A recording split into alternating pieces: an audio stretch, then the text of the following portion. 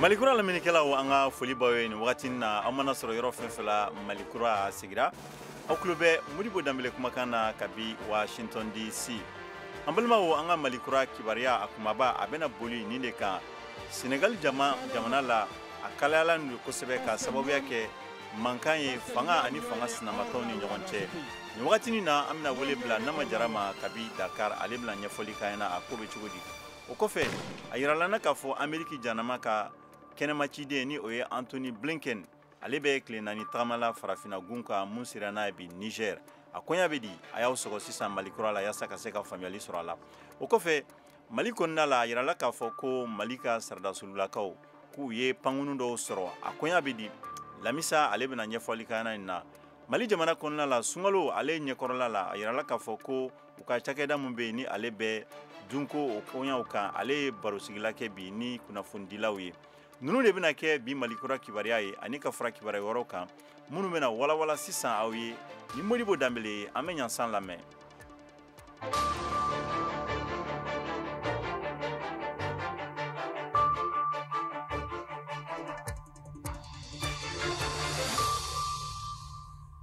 An balimaw an ka foli baw ye an mana sɔrɔ yɔrɔ fɛn fɛn la aw tulo bɛ Modibo Danbele kumakan na kabi Washington DC. Malikura a sigira nin wagatinin na an tɛ nin jɛ ni kuma caman wɛrɛ an bɛ boli an bɛ taga Senegal an y'a fɔ an ɲɛna baro daminɛ la ko Senegal nin wagatinin na fɔɲɔgɔnkɔ o kɔni bɛ fanga ani fanga sinamatɔw ni ɲɔgɔn cɛ ka sababuya kɛ politiki mankan ye. Nama Jara ale b'an bolo kɛnɛ kan. Nama a koɲa bɛ cogo di nin wagatinin na Senegal ye?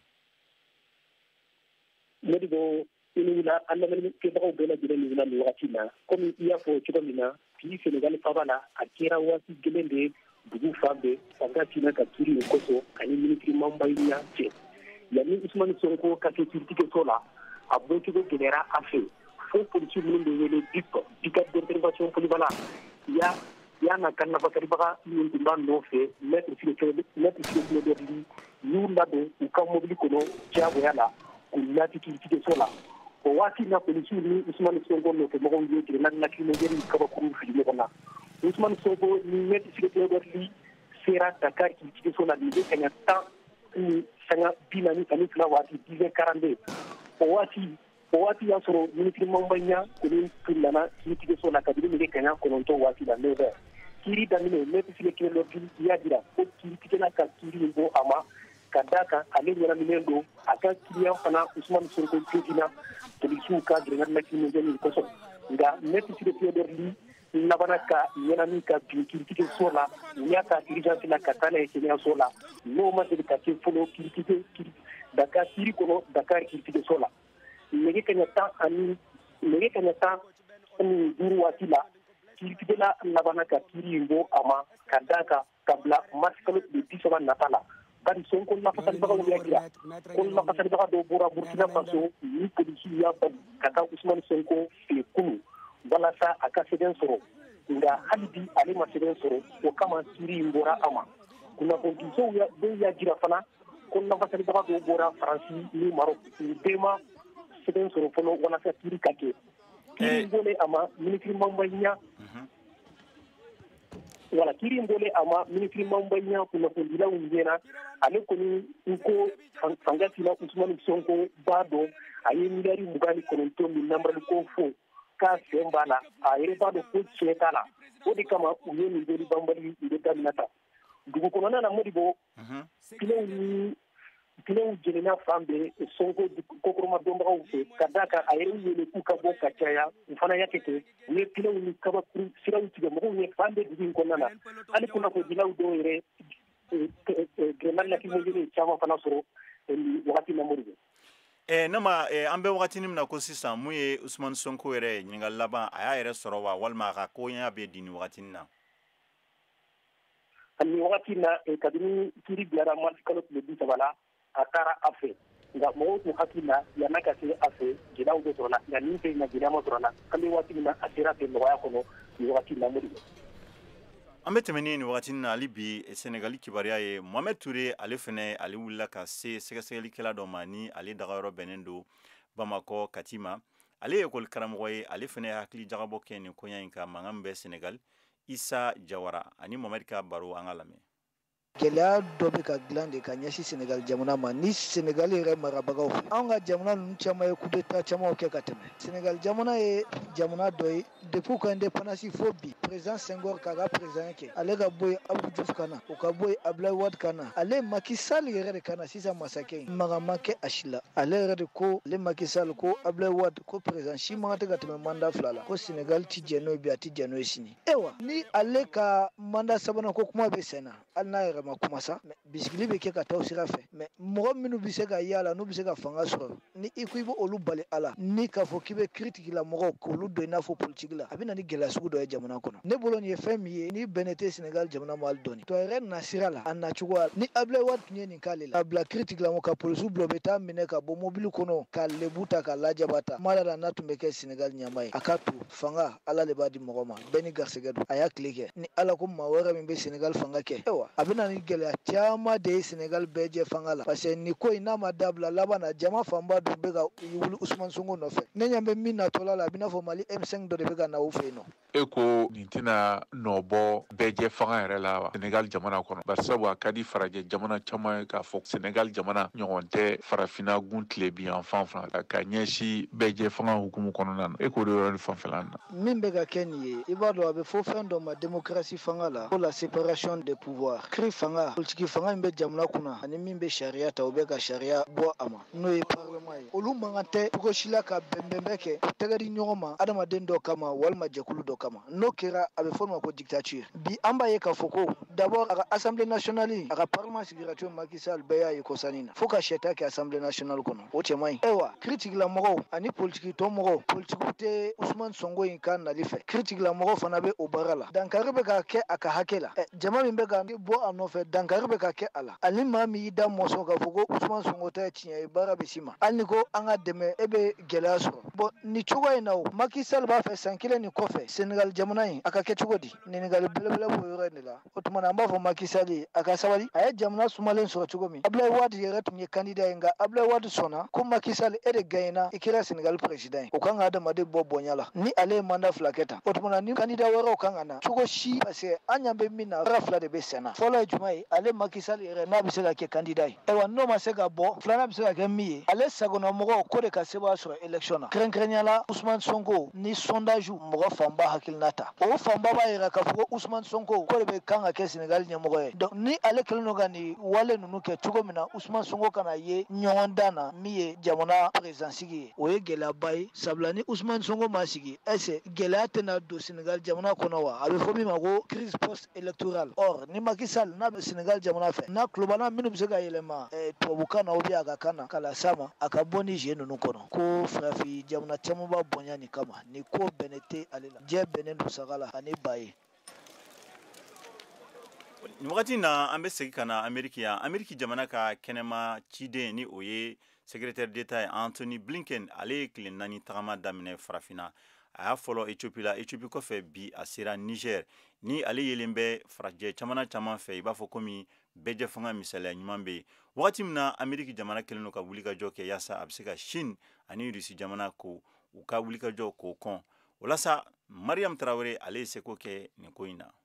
Blinken a sera Niger jamana faaba kɔnɔ ɲamɛ bi alamisa tilelafana dun waati tɛmɛlen kɔfɛ a kunbɛnna Niger jamana ka ciladen Asumi Masundu fɛ i n'a fɔ AFP ka kunnafonidila dɔ y'a lase cogo min ko Anthony Blinken de kɛra Ameriki jamana ka ciladen fɔlɔ ye min wulila ka taa nazarala gunkana ka marabaga jamana dɔ kan jamana min ni nazarala gunkanaw ka finitigiw dagayɔrɔ belebele dɔ sigilen do ye walasa ka se ka jihadi kɛlɛ ka bɔ Sahel kɔnɔna la a ye laseliw kɛ ka Ameriki jamana ka dɛmɛ yira ka taa Niger jamana ma jamana min n'a datugunen do n'a jatilen do diɲɛ jamanaw fɛ i n'a fɔ fantan jamana arabadon ka Blinken to Ethiopie a y'a yira k'a ka wulikajɔ taama 2 in min bɛ ka kɛ nin jamana 2 kan bɛɛ lajɛlen ye Ameriki jamanatigi Joe Biden ka hakilinaw tali ye a n'a ka wulikajɔ k'i kunda farafina gunkana ka walasa ka se ka dɛmɛ don ka taa farafina gunkan jamanaw ma ko b'a yira de k'a fɔ ko États-Unis jamana kelen do k'a bolo 2 kɛ ka teriɲɔgɔnya sira ninnu minɛ a lakika yɛrɛ min lajɛyalen do ka taa farafina gunkan jamanaw ma nin kɛra Blinken a ka laseli dɔ ye a ko fɛnɛ ko jamana jamanatigi Biden ka jamana fanga bɛɛ wuli ka jɔ bɛɛ lajɛlen na walasa ka se ka cɛda Chine jamana ani Rusi jamana olu ka wuli ka jɔw la farafina gun kan ni waati laban ninnu na Ameriki jamana ɲɛmɔgɔba dɔ min ni Anthony Blinken taamana ɲɔgɔn fɛ ka taa farafina gun kan jamana ninnu kan fɛnɛ y'a lase Niger jamana kan k'u ka ni taama in kun dɔ ye ka dɛmɛ don ka taa Niger jamanatigi Bazoum ma o min bɛ jalakili kɛ sanga ni waati bɛɛ lajɛlen ka taa Rusila jamana ka kɛnyɛrɛye kɛlɛbolo Wagner ma Anthony Blinken a ka kunu araba ɲɔgɔn ye min kɛra ani Ethiopie jamanatigi dankan Abiy Ahmed ani ka fara Getachew Reda kan o min ye Tigre mara ɲɛmɔgɔba dɔ ye n'a bannen don ka Ethiopie jamana fanga la kodɔn yala se ko ni bɛnkan min bolonɔbilala nafa bonyana an balimaw an bɛ segin ka na ni wagatinin na an bɛ taa Mali kɔnɔna la a yirala k'a fɔ ko Mali ka olomasiri tabaga ni o ye Mali ka saradasolakaw ye ko u ye kɛlɛkɛ minɛn dɔw sɔrɔ ni pankunu b'o la Lamisa Sangare ale bɛ nin ko walawala ye Lamisa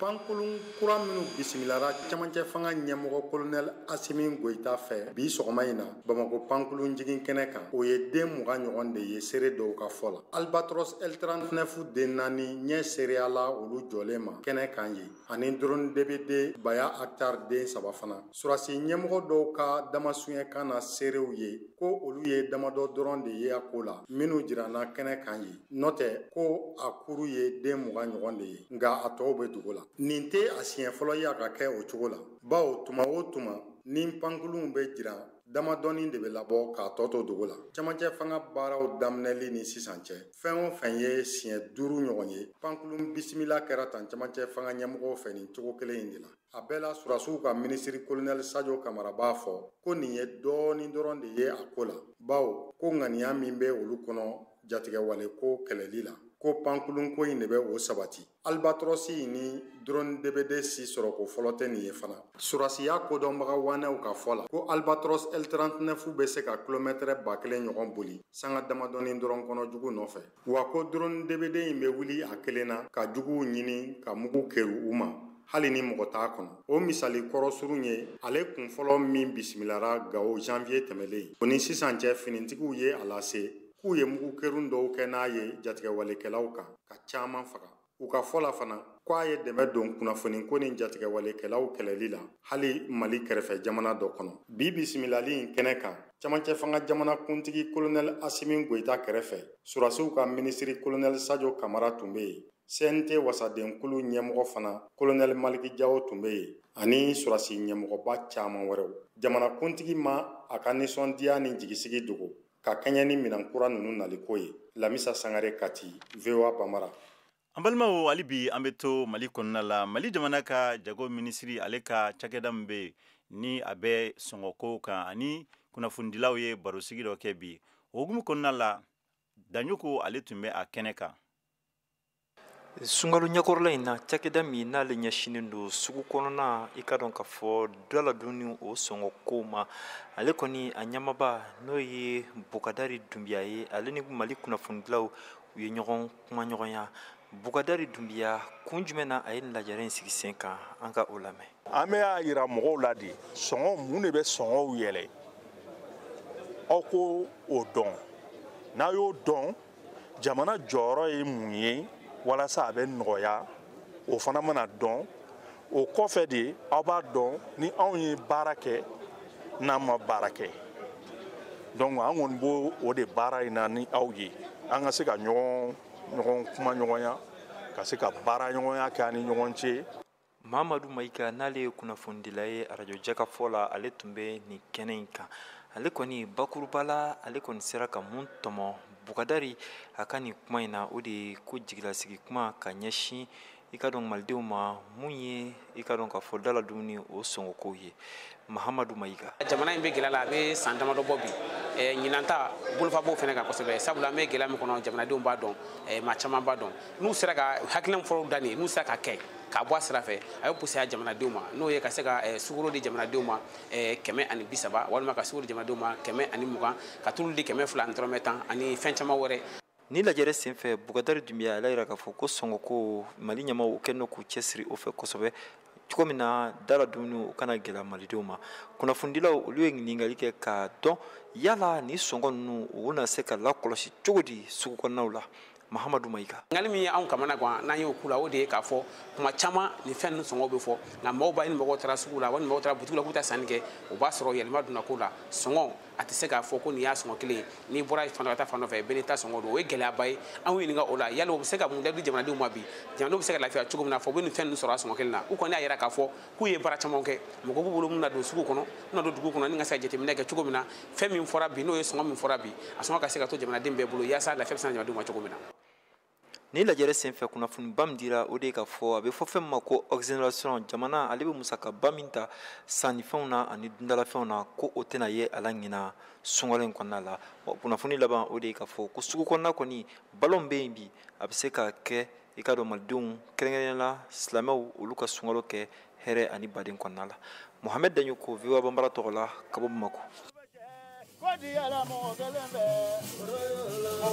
bɛ badenya di ala mɔgɔ kelen bɛ donsoya di ala mɔgɔ kelen bɛ jaadu di ala mɔgɔ kelen bɛ donso ni fama mɔgɔ bɛ ɲɔgɔn la mɔgɔ kelen bɛ ka biya bamara wele ka daminɛ États-Unis.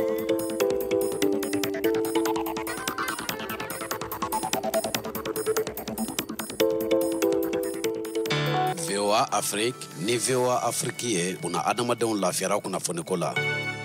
An balimaw ni wagati na aw tulo bɛ Modibo Danbele la kabi Washington DC aw sɔgɔlen bɛ ni wagati na Malikura la an bɛ sɔrɔ 102 FM kan ni bɛ Bamako Gao 106.1 FM Tombouctou 90.3 FM Gao an bɛ sɔrɔ 106.1 FM la Yowaru an bɛ sɔrɔ Radio Dunia la 100.1 FM.2 walasa an bɛ sɔrɔ Burkina Faso fɛnɛ 101.4 FM Abidjan an bɛ sɔrɔ 99.1 FM la an bɛ tɛmɛ ni kibaruya ye ni wagati na a yirala na k'a fɔ ko Mali jamana ka sigikan kura sɛbɛn ladege n'u b'a fɔ ma ko projet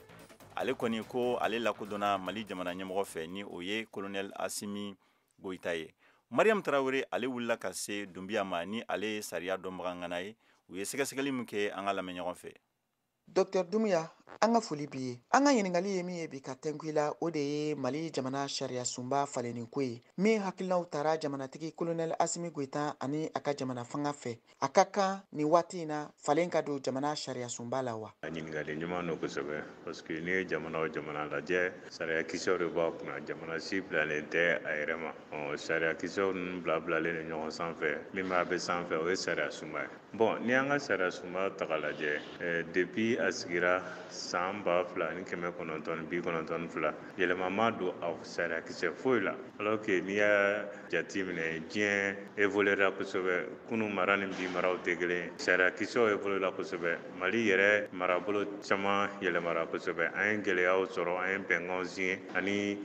diɲɛmaaw ɲɔgɔn cɛ an ye bɛnkan signé ani banbaaciw ɲɔgɔn cɛ olu bɛɛ bɛnkanw n'an ka sariya sunba bɛ ɲɔgɔn kan fɔ ani fɛnɛ n'i ye Mali ka maraw jate minɛ kosɛbɛ gɛlɛya caman bɛ yen n'i y'a jate minɛ président nana Mali kɔnɔ k'a daminɛ an ka yɛrɛma hɔrɔnya sanna fɔ sisan na u bɛɛ gɛnna ka bɔ fanga la militaire fɔ président kelen an b'a fɔ Alpha Umaru Konare donc fɔ yɛlɛma de k'a don an ka jamana tagabolo la donc yɛlɛma tɛ se ka don tagabolo la ni yɛlɛma ma don an ka sariya sunbaw la n'i y'a jate minɛ Mali président fɛn fɛn nana bɛɛ fanga nalen kɔfɛ bɛɛ y'a essayer ka yɛlɛma don an ka sariya sunbaw la si ma se parti politique fɛn fɛn bɛ jamana kɔnɔ société civile mɔgɔ bɛ jamana kɔnɔ den mɔgɔ bɛ ni sen donnen don jamana jɔli la bɛɛ y'a dɔn bi na kɔni an ka sariya sunba a sera a dan na yɛlɛma kan ka don a la a fɔɲɔgɔn kɔ kɔni bonyalen don malidenw ni ɲɔgɔn cɛ nin waati in na jamana kɔnɔdenw fɔlen don ɲɔgɔn kɔ parce que n'i ye furancɛ fanga jateminɛ wagati kɛrɛnkɛrɛnnen de don a ma dabɔ wagati jan kama bon n'i nana furancɛ fanga kɔnɔla la ko fɛn fɛn ka di ye e k'o bɛɛ kɛ jamana kɔnɔ jɔli la alors que jamana kɔnɔ jɔ don kelen tɛ dɛ a bɛ se ka kɛ san 50 kɔnɔ a bɛ se ka kɛ san caman kɔnɔ jamana bɛ jɔ dɔɔni dɔɔni de fo ka taa a ka baara tagabolo ni fanga tagabolo a n'a ka sariya tagabolo k'u fanga bonya kosɛbɛ don kelen ko tɛ donc wagati kɔni kɛrɛnkɛrɛnnen don o de y'a to maliyɛnw fɔlen don ɲɔgɔn kɔ caman ko bi na ko sariya sunba kura yɛlɛmali ko ɲɔngiri min ye kalafili an ka to la jona jona pour que an bɛ bɔ furancɛ caman kɔnɔ n'i ye jateminɛ kɛ bɛɛ kɔni sɔnnen don ko ka yɛlɛma don sariya suman na mais comme wagati koronnen don wagati kɛrɛnkɛrɛnnen don fɛnɛ donc baara tagabolo caman bɛ minnu nafa ka bon kosɛbɛ min tɛ sariya suman yɛlɛmali ye maintenant ni ala ye kalafili ɲuman ban président kura ma na o bɛ se ka k'a ka baara ye parce que jamana min bɛ degun kɔnɔ ani jamana min tɛ degun kɔnɔ u maracogo tɛ kelen ye dɛ n'i ye mali jateminɛ bi an mago tɛ fɔ ɲɔgɔn kɔ la ɲɔgɔn kɔ an mago tɛ furugufurugu la ɲɔgɔn kɔ donc maliyɛnw kan ka fara ɲɔgɔn kan de donc jamana min bɛ degun kɔnɔ n'u jama farala ɲɔgɔn kan a ka ca ala fɛ o hakilinaw bɛ kɛ kelen ye. aw de bɛ kunnafoni mɔlen sɛnsɛnnin di anw ma bamanankan na VOA Afrique filɛ nin ye 102 fiɲɛ sira kan Bamako Mali la. an balimaw an bɛ segi an bɛ taga Burkina Faso nin wagatinin na ka da waleya min bɛ Tunisie jamana kan ka ɲɛsin tungarankew ma Burkina Faso jamanaden mɔgɔ 64 o segir'u ka jamana kɔnɔna la. Kader Traoré i bɛ mun kalama nin ko la? Burkina Faso lankanden minnu sigilen don Tunisie jamana kɔnɔ olu ɲɔgɔnna 64 o sigira faso kɔnɔ ka o sababu kɛ ninjuguwale min warakatalen don ni farafina worodugufan ni jamana kɔnɔ. Hakilina jigira nin jamana kofɔlen nin ka président Kais Saied ale tun ye laseli dɔ bɔ min kɔnɔ a y'a fɔ ko a dangane tɛ farafina tilebinfanden minnu bɛ olu fɛ olu ka se ka baara sɔrɔ ka Tunisie lakandenw to yen. Nin fasoden lakan sɔkɔli ninnu labɛnna ka bɔ fanga ɲɛmaaw fɛ. Olu ye pankuru bila ka taa Tunisie jamana na ka lawuli kama lasɔkɔli n'an ko rapatriement volontaire labɛn. Karamɔgɔ Traoré Burkina Faso ka kɔkanko ministre dankan ye. On a plus de 800 étudiants faso kalanden minnu sigilen don Tunisie jamana kɔnɔ olu bɛ se maa ɲɔgɔnna 800 ma nka minnu sigira ka nani olu ye baarakɛlaw le ye. Musa Jara ye maa lasɔgɔni ye Burkina Faso kɔnɔ ale y'a ka ɲaniw langale an ye. fɔlɔ jamana tun a tɛ ka ɲi mais téléphone comme o président fana kumana nin donc fɛn fana tun b'o dusu la donc o bɛnna n'u kan ka taa bon an bon kari-kari k'an wari ta an tɛ se ka foyi kɛ polisiw m'a cɛ fana ka taa bila prison na donc a tun gwɛlɛyala. Nin fasoden lakan ninnu caman ka basi tun ye min ye sɛbɛn tun tɛ o bolo Alassane Porogo bɛ o ɲɛfɔ an ye. O ka ne minɛ ka n bila kanso la an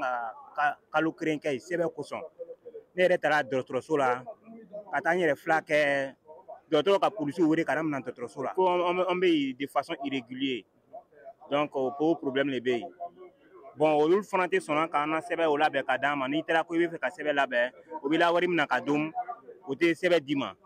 an b'o de la depuis nin na. Zomawe Bachono ale ye fanga ɲɛmaaw waleɲuman lɔn o sera ka olugu bɔ nin jankata nin kɔnɔ. Mais tiɲɛna ala ko an bɛ Burkinabe ɲɛmɔgɔ n'o fɔra o sera ka voli ci ka n'anw cɛ ka na so na an b'a la tan kosɛbɛ n'o tɛ an tun tora la voilà. An nana ta banna a banna an bɔra a la le n'o tɛ a tun tɛ ɲɛ an ma. Aw sɔrɔ ka nana ka fɛn bɛɛ ye. An nana ka fɛn bɛɛ ye ma min tora min tunna kɔnɔ ale tunna mais min ma tunna an sera ka min sɔrɔ ka na olu le ni yan fɛ. Nin fasolankan ninnu dɔw ko ni yɔrɔ nana suma olu bɛna filɛ n'o bɛ se ka sɛbɛnw dakelenya ka sɔrɔ ka sɔkɔ Tunisie jamana kɔnɔ nka dɔw ko olu tɛna taa tuguni caman minnu tora Tunisie jamana kɔnɔ olu ye kalandenw ye labɛnni min kɛra ka se k'a to minnu bɛ fɛ ka sɔkɔ olu ka se ka na nin tun ye Kader Traoré kumakan ye ka bɔ Wagadugu Burkina Faso.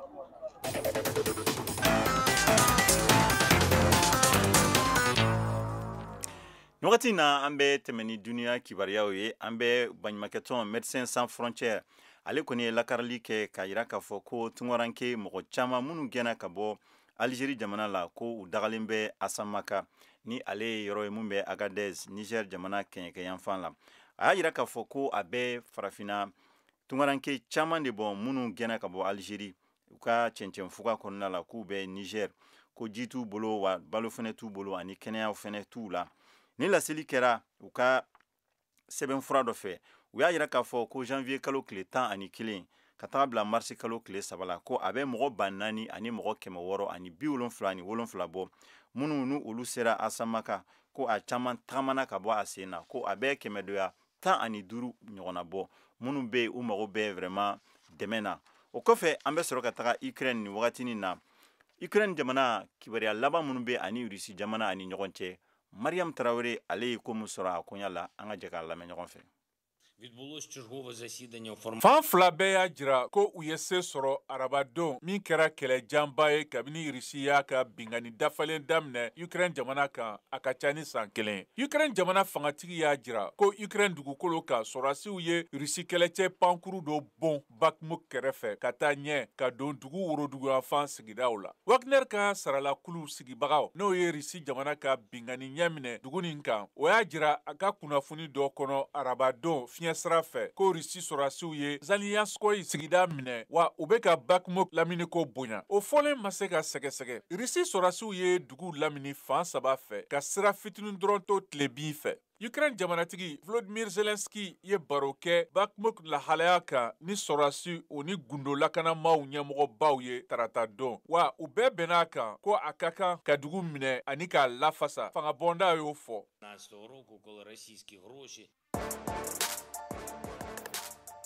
Basketi sanfɛcilu ɲɔgɔndanba Africa League ko don a tako sabanan bɛ sɛnsɛn na ka na san 2023 in marisi kalo tile 11 ka kunca tile 21 Dakar Senegalikaw fɛ yen. O ɲɔgɔndan tɔgɔ Conférence du Sahara. O ɲɔgɔnna ɲɔgɔndan wɛrɛ Conférence du Nil Caire Égypte k'a daminɛ avril kalo tile 21 ka kuncɛ mai kalo tile 6. Final ɲɔgɔndanw bɛ yen Kigali Rwanda jamana kan mai kalo tile 21 k'u kunca tile 27. Farafinagun club 12 de bɛ na u ni yɔrɔ ta kɛnɛ kan ɲɔgɔndan 38 ŋana kelen a y'aw sɔgɔlen to Voix de l'Amérique kan ka Africa League n'an ko bali kunnafoniyaw sɔrɔ. An balimaw an bɛ a kɛ to ɲinikaw fɛ ni tun ye Mohamed Touré ale ka laseli ye. Sisan an bɛ taga Segu gɛlɛya min bɛ sen na a ye kɔlɔlɔ min lase dunanw ka nali ani tagali ma. An balimakɛ Jenny Albert ale bɛ a ɲɛfɔ an ɲɛna. Segu kun ye dugu ye min kun bɛ dunanw sɔrɔ kuma bɛɛ tourisme nasira kan wa a fanba kun ye nanzaraw ye kana Segu yɔrɔ sahalenw lajɛ kabi san 2012 fo ka se bi ma o walew jɔra ka sababu kɛ lakanabaliya ye. Gawusu Fofana ni ale directeur régional du tourisme ye Segu ale bɛ kuma an ye lakanabaliya kɔlɔlɔw kan. Vraiment a y'an ka baara ɲɔngiri tubabuw mana na u bɛ taa si hôteliw de la donc ni hôteliw ma client sɔrɔ a bɛ dɔ bɔ olu ka recette de la client ko ye dɔw kɛra sababu ye dɔw ka yɔrɔ datugu a kɛra sababu ye dɔw ye u ka mɔgɔw bila chômage la a kɛra sababu ye dɔw ye licenciement kɛ dɔw ye chômage technique kɛ a kɛra sababu fana ye ka juru yɛlɛ hôtel caman na yani crise ka daminɛ agence de voyage 6 de tun bɛ Segu yan mais bi kelen dɔrɔn de bɛ yen. O fana la Maminatu Balo n'ale réseau des femmes opératrices économiques tɔnden ye ale tun bɛ o maaw cɛ la. Ne kun bɛ porte clé dilan jiri la an kun bɛ filew ɲɛkɛ an bɛ fɛn caman kɛ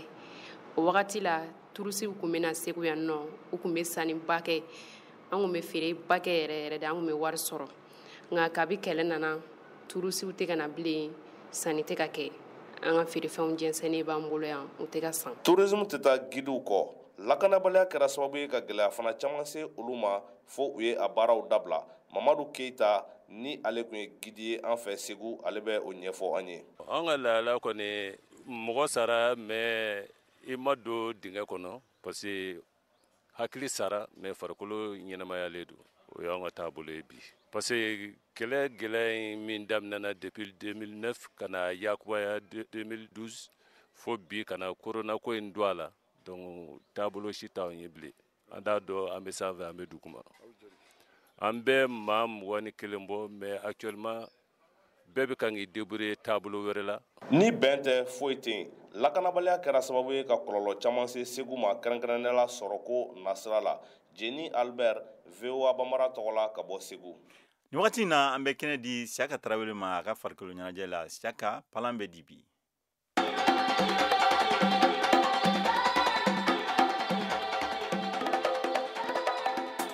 Sɛnɛntolantan bunakun kan farafina Mali sɛnɛntolantana kɔrɔbalenw minnu ka kan k'u ni yɔrɔ ta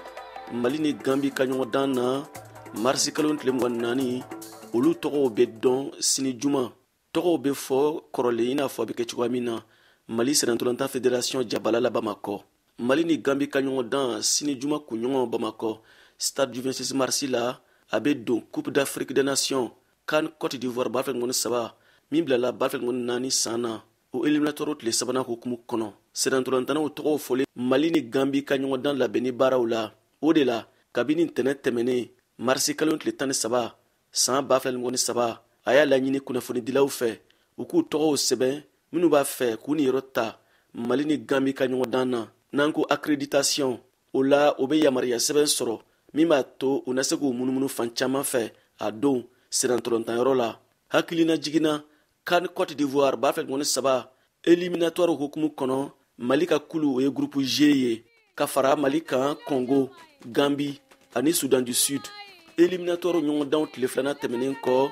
jɔyɔrɔ fɔlɔ bɛ Mali bolo kuru 6 jɔyɔrɔ filanan ɲɔgɔn fɛ Gambie ni Congo kuru 3 jɔyɔrɔ 4nan n'a laban Soudan du Sud. An balimaw aw yɛrɛ y'a faamuya nin de bɛna dansigi an ka bi jɛmukan na mun labɛnna Bill Andrati Cheikh Umaru Cero ale tun b'an ka